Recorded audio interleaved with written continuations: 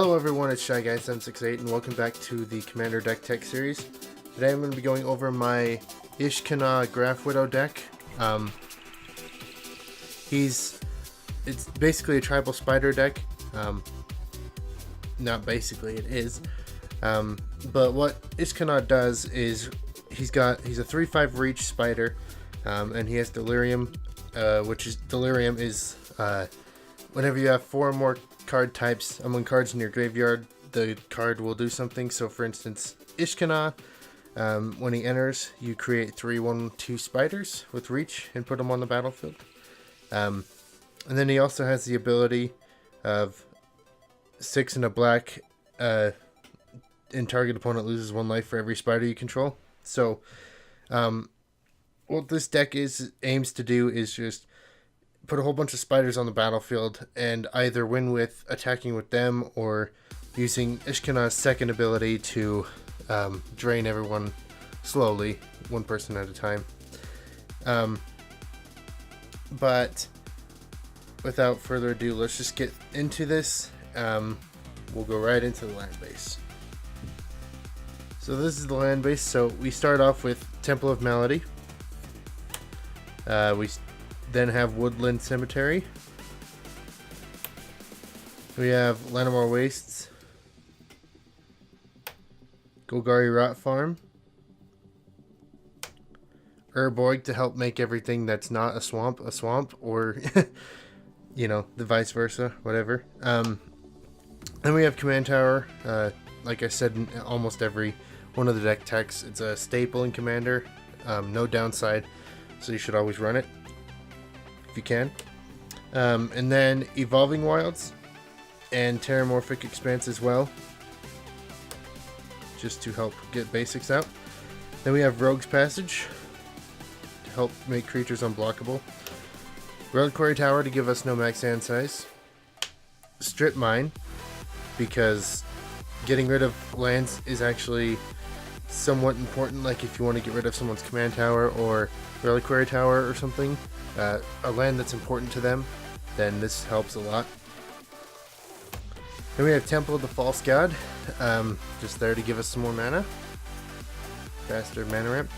Command Beacon, they're mainly to just get our commander from the command zone to our hand if he costs too much at one point. So really, if you're paying more than 10, you would probably be better off, if you have this on the battlefield, just putting Ishkanah into your hand from the command zone. If he ever gets to above 10 or more. Then we get to the basics, and we have 8 swamps,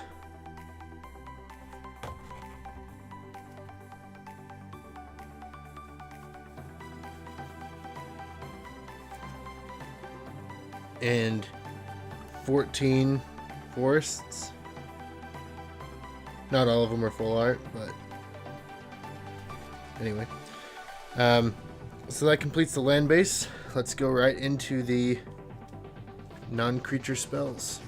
Okay, for the non-creature spells, we start off with Sensei's Divining Top, just to help us filter through our deck and get what we want at a certain time. Then we have Golgari Signet, Mana Ramp. The next few cards are going to be Mana Ramp, Thran Dynamo, Soul Ring, Commander Staple, Warm Power Stone, and then we have Darksteel Ingot, and then we have Cage Sun to help us more with mana and pumping our creatures. And now we get into the specifically pumping our creatures. Konda's Banner does that for legendary creatures, so Konda's Banner is one of the best things for a tribal deck. Every creature that shares a type with it, so in this case Spider, get +1/+1, and every creature that shares a color with Ishkanah, so either green or black or both, also gets +1/+1. And then we have Door of Destinies, which pumps stuff up of the chosen creature type based on how many charge counters are on it. And then we have Obelisk of Erd, just the same thing, pumps creatures up with the same type. We have Nevin Jarl's Disc to board wipe some stuff.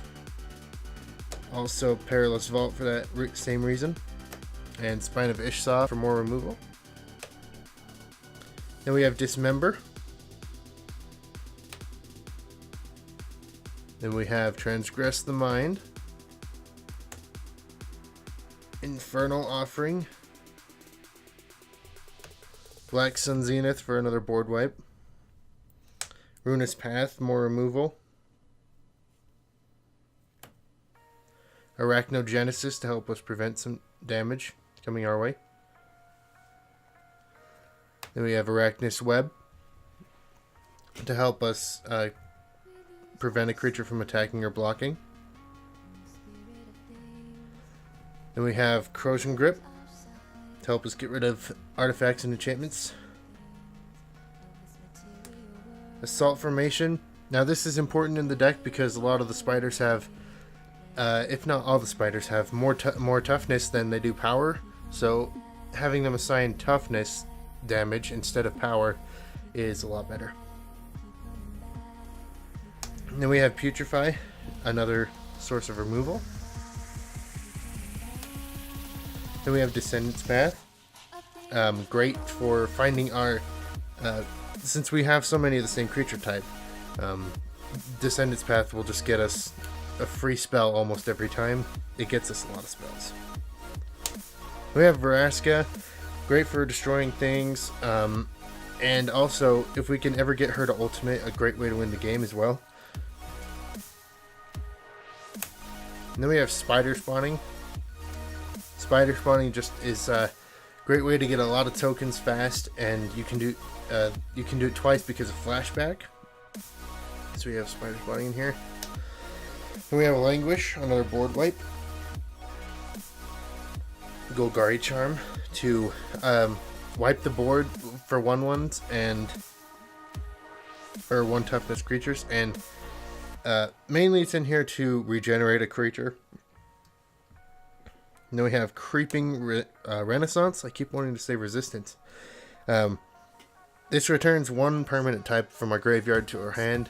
We can do this another time because of flashback, and this helps us get all our spiders or artifacts that we're missing or were milled or whatever back to our hand so we can use them. Then we have Vampiric Tutor. Great to have tutors in Commander. Then we have Phyrexian Arena. Great source of card draw every turn. Parallel Lives, because why not? We're making a whole bunch of not a whole bunch of tokens, but enough to warrant Parallel Lives being in here. Then we have Victimize, just a way to get back some stuff from our graveyard if it dies. Then we have Naturalize, just more ways to get rid of another way to get rid of an artifact or an enchantment. And then Dictate of Erebos, which is cheaper than Grave Pact and has the same ability. Also can be flashed in, but whenever a creature of ours dies, they sacrifice a creature, which is awesome. Alright, that completes the non-creature spells. Now we'll move on to the creatures. For the creatures, we start off with Watcher in the Web, just a great blocker. Being able to block more than just one creature is awesome. Then we have Arcweaver, really great spider, 5/5 reach trample, a big hitter if we can get him down. And then we have Adaptive Automaton, just a great creature to help us get our other creatures that share the same type a little bit bigger. Then we have Penumbra Spider, great at making a token after it dies and staying alive. And then Juvenile Gloom Whittle. Wither's awesome. It's similar to Infect in the fact that it's 1/2 of Infect. It drains the creature's power and toughness whenever it's blocked by another creature.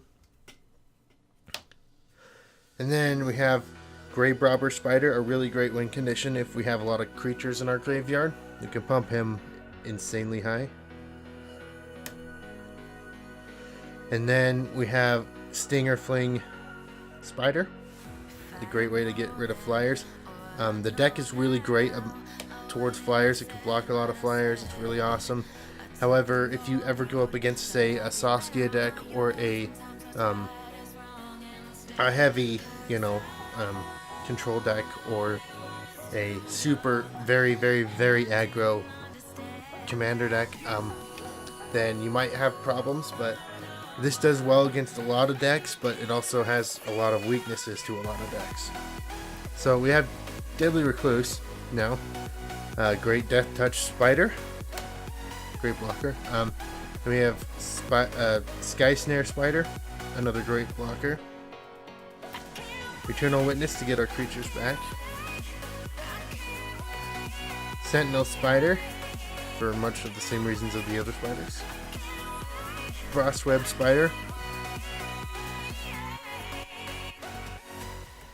Jungle Weaver. Now this one's awesome because it can cycle and draw us a card if we don't want to play another creature.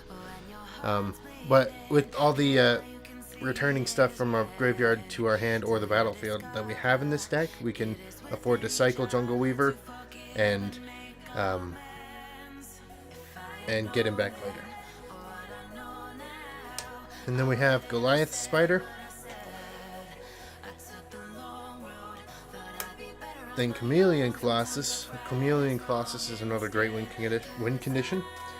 And it's pro black, so it can avoid a lot of things too. Then we have Swift Spinner. Arachnus Spinner. Now the cool interaction with Arachnus Spinner is you can search for Arachnus Web and help get spiders through. Then we have Blight Widow. Another infect, or one of the only infect creatures in here. Similar to the Wither Spider. Then we have Mikaeus, because why not? Being able to return all our spiders if they die with Undying. Then we have Spitting Spider, Grappling Spider,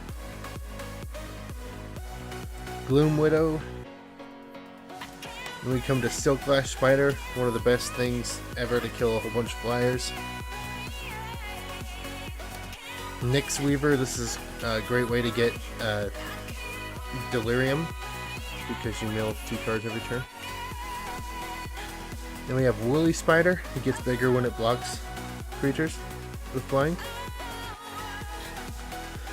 Then we have Kessig Recluse, another Death Touch blocker, great for us.